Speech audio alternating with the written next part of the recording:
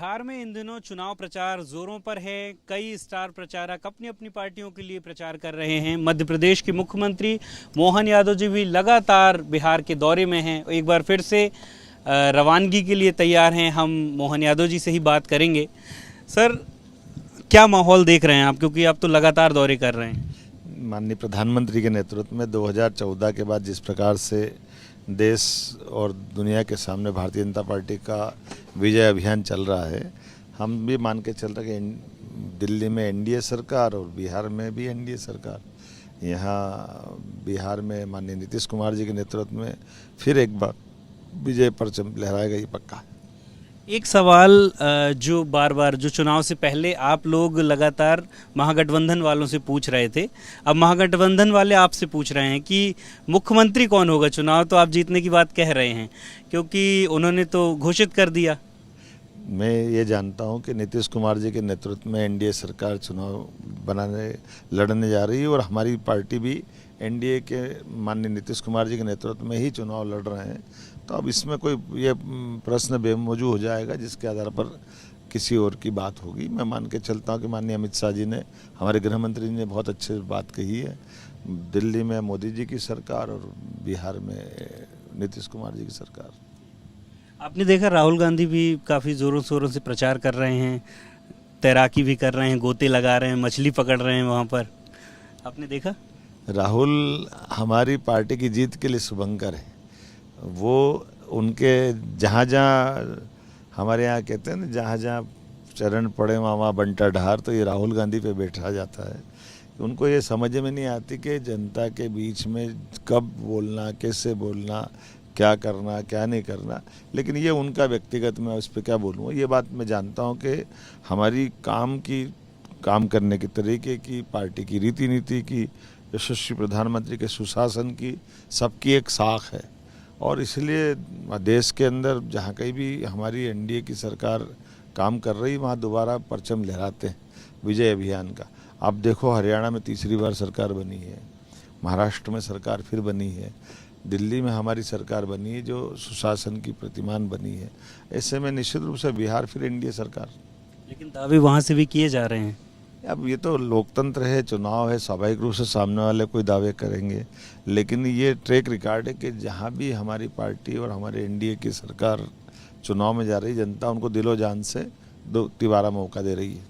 एक नई चीज़ हुई है इस बार बिहार के चुनाव में कि प्रशांत किशोर, जो हमेशा चुनाव लड़ाते थे, कई बार स्ट्रेटेजी बना चुके हैं अलग अलग पार्टियों के लिए, इस बार वो खुद ही चुनाव लड़ रहे हैं। और कई लोग ये भी बोल रहे हैं कि प्रशांत किशोर जो हैं वो एनडीए को नुकसान पहुंचाएंगे। आपको लगता है, आप तो जा रहे हैं, ज़मीन पर देख रहे हैं, कोई फैक्टर है इस तरीके का? देखिए, मैं अब इस पर कुछ बोलना नहीं चाहूँगा। ये बात सही है कि ऐसे कई सारे दौर में कई लोग आते हैं, बीच में चले जाते हैं, लेकिन जनता समझदार है।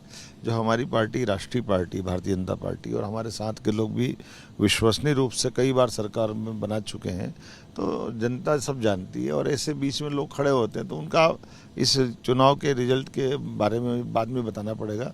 लेकिन ये मान के चलो कि मुझे तो कोई असर नहीं दिखाई दे रहा। आप लोग हमेशा याद दिलाते हैं कि किस तरीके से जब लालू यादव की सरकार थी तो किस तरीके की छवि थी, लेकिन अब इसी तरह की घटनाक्रमों को लेकर के विपक्ष आड़े हाथों ले रहा है। मसलन चाहे यहाँ का मुकामा का मुद्दा हो या इस तरीके का, तो आरोप प्रत्यारोप दोनों तरफ से लग रहे हैं। देखिए, हमारी पार्टी ही कर सकती है कि हमारे कोई व्यक्ति भी गलती करेंगे या किसी व्यक्ति कोई भी गलती करेगा, हम कानून में विश्वास करते हैं और सख्त कार्रवाई के लिए जाने जाते हैं मोदी जी की सरकार में। और यही कारण है कि लगातार हमने, हमारे भी व्यक्ति हों तो अगर कोई मामला हो तो हम उसको इस मामले में नहीं बचाते, क्योंकि हमारा न्यायालय पे भरोसा है। अगर किसी व्यक्ति पे कोई आरोप लगा तो न्यायालय उसको बरी करेगी। हमारे लिए ही हमारी पार्टी के वरिष्ठ नेता लालकृष्ण आडवाणी जी ने केवल नाम लगने के आधार पर अपनी लोकसभा से इस्तीफा दिया, और जब तक कि वो बेदाग बरी नहीं हुए तब तक चुनाव नहीं लड़े। ये केवल भाजपा ही कर सकती, दूसरी पार्टी कभी नहीं सोच सकती। और यही साख हमारे लिए हमेशा काम आती है। बिहार से जुड़ा हुआ एक और आखिरी सवाल पूछूंगा कि बड़े बड़े वादे दोनों तरफ से किए जा रहे हैं। तेजस्वी कह रहे हैं कि हर घर सरकारी नौकरी दे देंगे, बीजेपी ने भी 1 करोड़ नौकरी का वादा एनडीए ने किया है।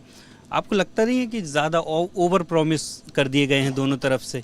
देखिए, मैं कौन क्या कह रहा है ये नहीं मैं जानता हूँ, लेकिन हमारी पार्टी जो वादे करती निभाती है। हमने कहा गरीबों को घर देंगे, गरीबों को घर देने लग गए। हमने कहा किसान सम्मान निधि देने वाली बात थी तो किसान सम्मान निधि, लाडली बहनों के लिए हमने जहाँ योजना चालू की वहाँ दी है। 10,000 रुपया तो मिला ही है बहनों के लिए बिहार में। तो जो कहते हैं वो करके दिखाते हैं। बिहार में एसआईआर को लेकर के बहुत हंगामा हुआ, हल्ला हुआ। अब मध्य प्रदेश में शुरुआत होने जा रही है और उससे पहले ही अब आरोप लग रहे हैं कि ज़मीन जीत के लिए तैयार की जा रही है, अपने मनपसंद लोगों के नाम काटने और जोड़ने का काम किया जाएगा इसके पीछे। चोर की दाढ़ी में तिनका, इनको क्यों डर लगता है? ये इनके उल्टे सुल्टे चीज़ें सब सामने आएगी इसलिए हल्ला मचाते हैं। लेकिन चुनाव आयोग निष्पक्ष रूप से काम करता है। ये तो बड़ी दुर्भाग्य के साथ कहना पड़ेगा कि ये कांग्रेस और उनके साथ वाले अर्बन नक्सलाइट मानसिकता से काम करते हैं। वो चुनाव आयोग पे प्रश्न खड़ा करते हैं, वो सेना पे प्रश्न खड़े करते हैं, वो न्यायालयों पे प्रश्न खड़े करते हैं। तो लोकतंत्र में ये चीज़ चलती नहीं है, जनता सब जानती है और उसका रिजल्ट देती है। एक आखिरी सवाल सर, आज एक चिट्ठी लिखी गई जिसको लेकर के विपक्ष जो है, चाहे कमलनाथ हो चाहे जीतू पटवारी हो, कह रहे हैं कि किसानों के साथ में विश्वासघात हो रहा है। जब चिट्ठी में ये कहा गया कि डायरेक्ट केंद्र सरकार खरीदी कर ले गेहूं और धान की, इसको कैसे आप एक्सप्लेन करेंगे? देखिए, ये बहुत स्पष्ट चीज़ है। जो प्रोग्रेसिव स्टेट होते हैं वो एफसीआई को अपना परचेसिंग का मौका देते हैं।